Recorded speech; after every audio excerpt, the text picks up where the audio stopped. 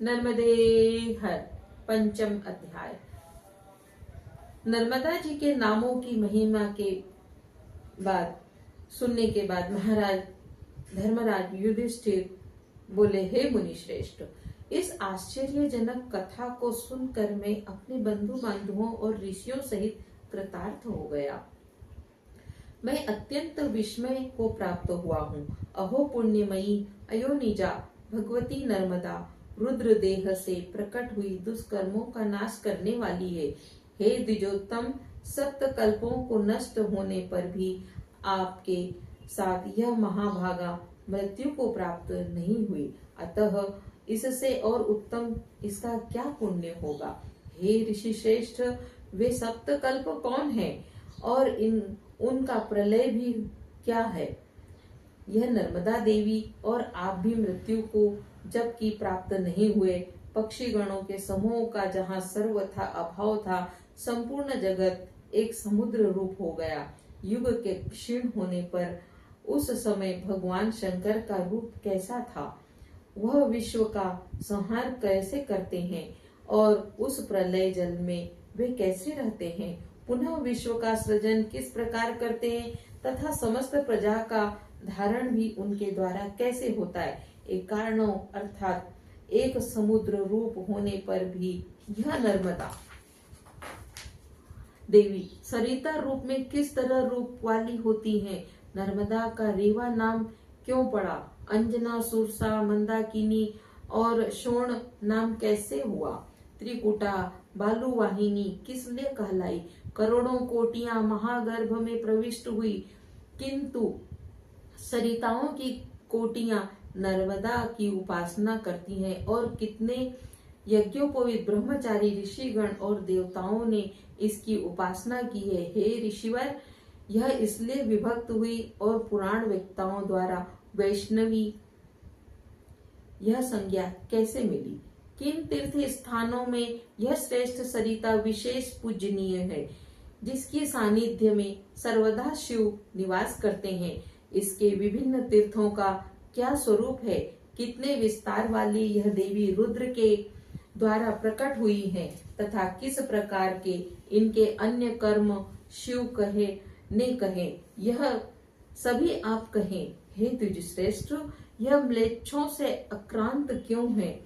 हे विप्रवर, मुझसे आप यह सब कहिए। श्री मार्कंडेय जी बोले, हे धर्मराज, तुम और अन्य सभी सावधान होकर सुनो। त्रिशूलधारी भगवान शंकर ने नर्मदा के विषय में जो पुराण कहा है, वायु से मैंने और उन्होंने महेश्वर से सुना।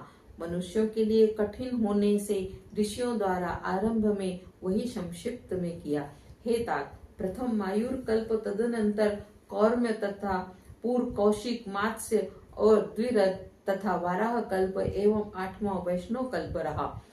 न्यग्रोध नामक उत्तम कल्प मेरी आकांक्षा का विषय उस समय बना रहा।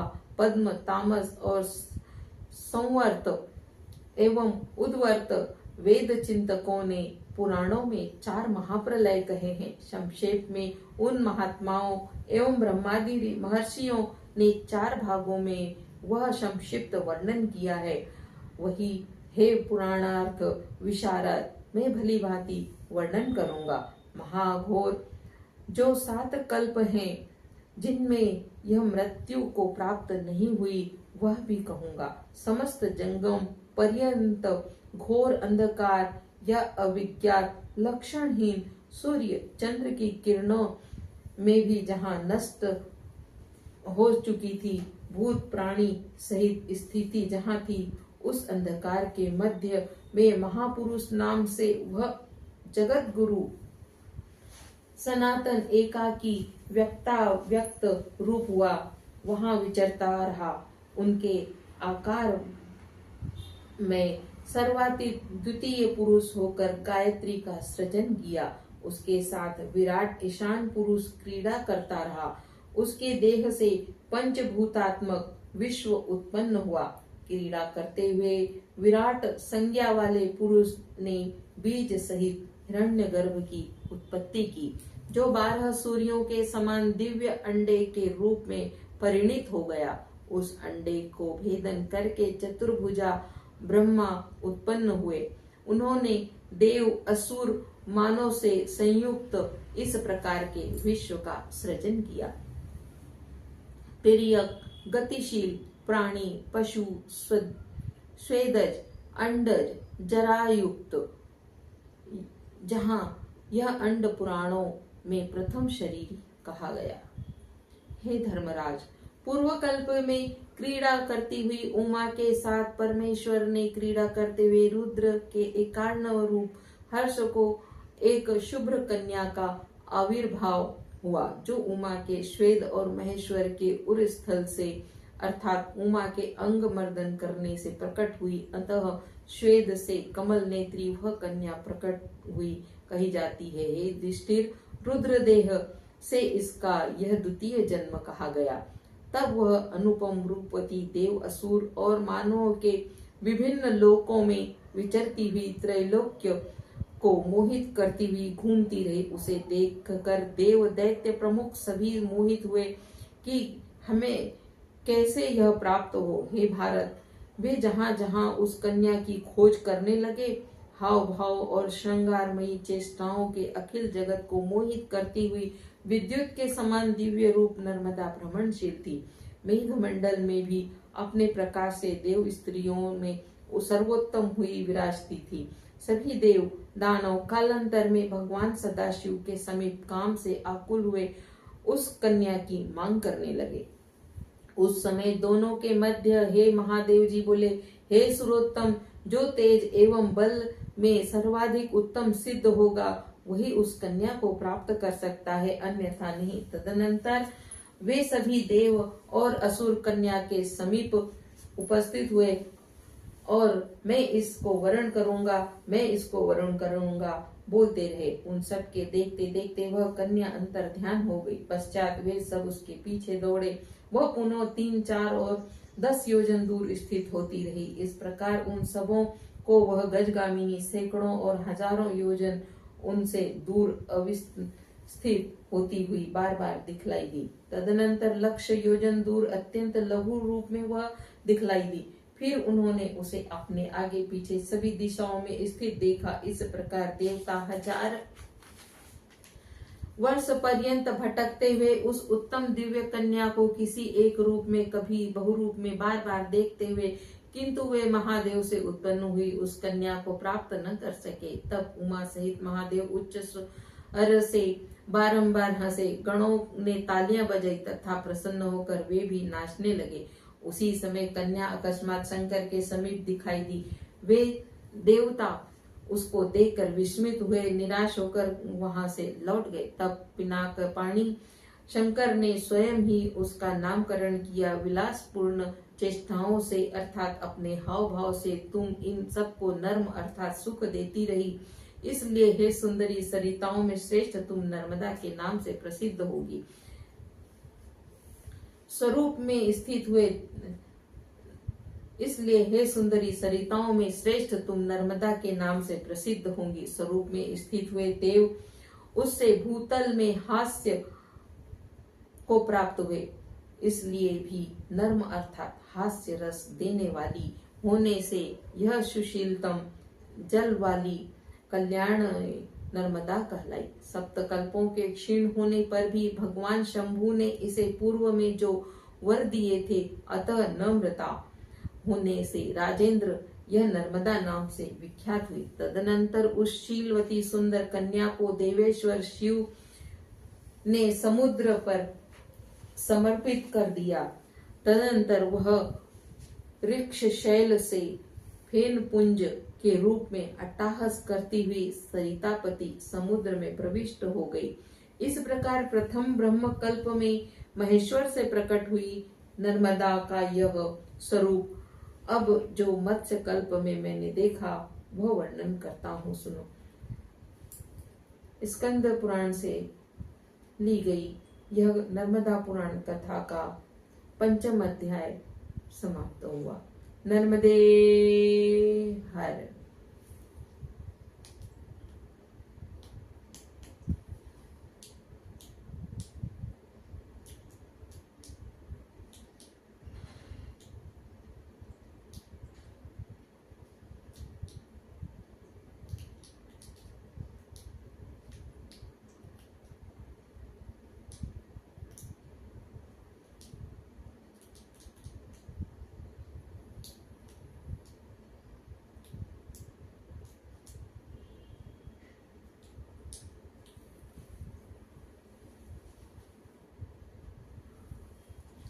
नर्मदे हर। छठा अध्याय, रेवा नाम की महिमा, मयूर कल्प का वर्णन। पहले हमने ब्रह्म कल्प का वर्णन सुना, अब मयूर कल्प का वर्णन सुनते हैं। श्री मार्कंडेय जी बोले, हे राजन, महाकालेश्वर शंकर ने पुनः तृतीय युग का अंत होने पर द्वादश सूर्य का शरीर धारण किया और संपूर्ण पृथ्वी मंडल के 7 द्वीपों सहित समस्त जंगम स्थावर को जला डाला। उसके बाद विकराल बादलों द्वारा प्रलयंकारी वृष्टि को डुबो दिया। कृष्ण वर्ण हुए इस संपूर्ण जगत को उस एक कारणभूत सागर में विद्युत एवं इंद्रायुध से अंकित हुई इस पृथ्वी को डुबोकर माया द्वारा उस विमल जल में जगत का संहार करके स्वयं कृष्ण वर्ण विष्णु होकर योग निद्रा में स्थित हो गए। तदनंतर उस घोर अंधकार में प्रलय जल में हवा रूपी शंकर के स्वरूप में 1,000 दिव्य वर्ष पर्यंत विचरता रहा, जिससे ने यह गहन गंभीर दृश्य उपस्थित किया। उस महादेव का ओंकार पूर्वक ध्यान करता हुआ हे धर्मराज, उस समय विमल जल में मैं स्थिर रहा। सभी स्थावर जंगम के नष्ट होने पर उस घोर महाप्रलय में सहसा स्वर्ण पत्र वाले मयूर को जल में देखा, जो विचित्र चंद्र बिंब से युक्त सुंदर नेत्रों वाला तथा नीलकंठ था। तदनंतर वह मयूर महाभयंकर महार्णव के मध्य में शब्द से विक्षोभ करता हुआ 3 शिखर वाले श्री त्रिखंडी तीनों लोकों का रक्षक वह महापुरुष विचरने लगा।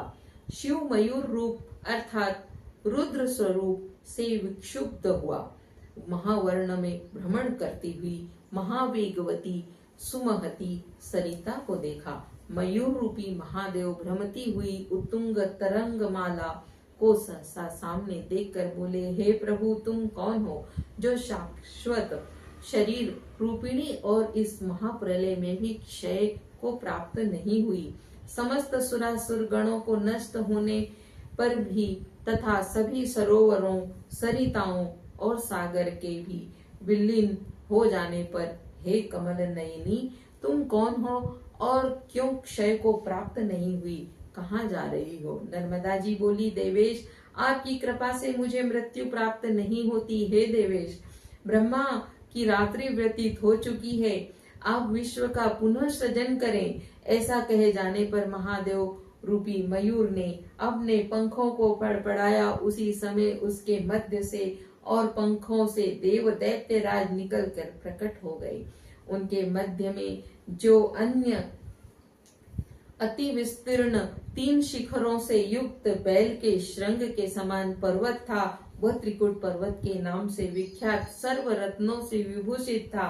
उसी त्रिकुट उद्मित धरती को डुबोती हुई वह भूतल पर आई, इसलिए त्रिकुटी नाम से यह नर्मदा विख्यात हुई।